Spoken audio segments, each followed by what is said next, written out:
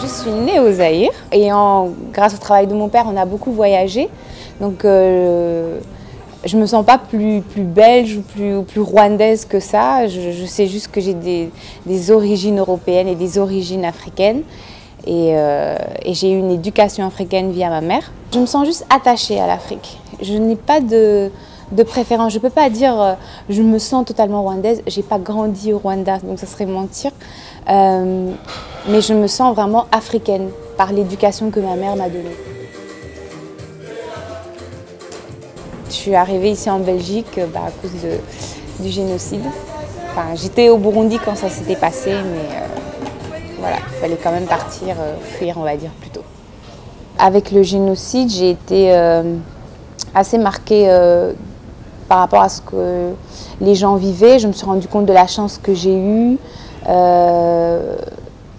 que ça aurait pu être pire. J'ai été aussi séparée de mes frères, non, de mes sœurs plutôt. Moi, j'étais avec mes frères, de ma mère.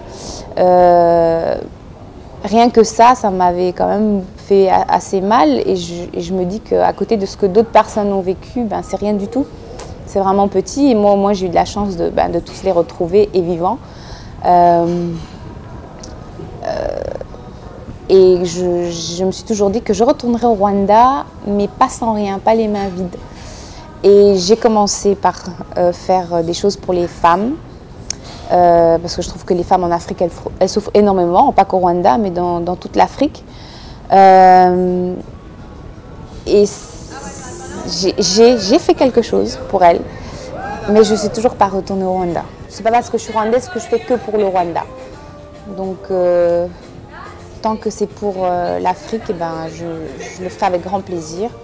Et j'espère pouvoir un jour retourner au Rwanda. Enfin, les soutenir comme je peux.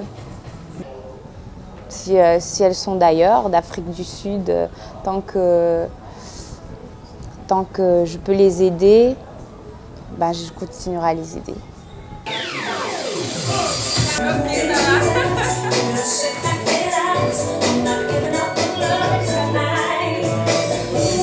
Tout le monde pourrait le faire. Parfois on se dit « oh, je ne vais quand même pas donner 1 euro ». Ben oui, moi je les accepte les 1 euro. Même les 50 centimes, les 1 centime, ben c'est toujours ça. Parce que si tout le monde mettait ne fût-ce que 1 euro ou un petit franc ou quelque chose, moi je peux vous dire qu'avec 6 000 euros, là j'ai un projet, je me rappelle d'un projet de femmes aveugles par exemple, qui salent le poisson, qui font de la broderie, qui font aussi de la coiffure. Et ce qu'elles veulent, elles, c'est travailler. C'est aussi des femmes au Gabon que j'ai été voir. Et il leur faut que 6 000 euros. J'ai envie de dire que 6 000 euros parce que les gens, ils pensent toujours qu'il faut récolter 50 000, 100 000, 1 million, 500 000. Non, avec des petits montants, et je crois que quand même on peut tous y arriver, on peut réaliser des choses. Et si on arrive à avoir ces 6 000 euros, ben, sachez que vous avez créé un emploi, vous avez ouvert un salon pour ces gens-là, elles seront très heureuses et voilà. Et moi je me contente de faire ces petites choses-là. Je n'ai pas besoin de récolter des millions pour faire. En tout cas, j'attends pas de récolter des millions pour le faire.